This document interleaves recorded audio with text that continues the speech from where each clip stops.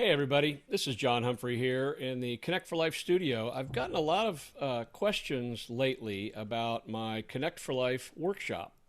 And so I thought I'd spend just a few minutes going through really quickly what some of the things are that we cover.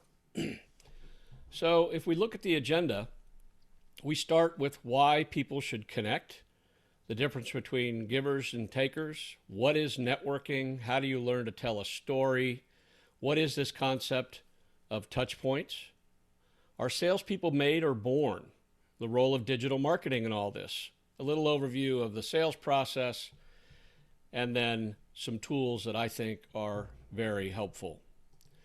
So when you go from where you are to where you want to be, it doesn't matter whether you have a commercial sales force or you are a seller-doer model. The basis is human relationships.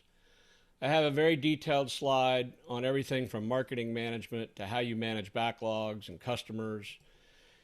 And we talk a lot about the role of reciprocity and how you can't really outgive your network. Back that up with some really great books by Adam Grant, Tim Sanders, Daniel Pink, that really put an exclamation mark on the notion that givers actually do better. We talk about Adam Rifkin, an example from Grant's book, and how he has been very successful at connecting to the 640 most powerful people in the world. The network effect was from Bob Metcalfe, who was actually the inventor of the Ethernet and is now a professor of innovation at University of Texas. Some advice from Harvey Mackay's book, Dig Your Well Before You're Thirsty. And helping people start when they really have no idea where to start. One of the most important things you can do is learn how to tell stories. And there's a great book called Making Rainmakers by Ford Harding that we go into real detail, and we actually take a break and help people write their various scripts and begin to memorize them.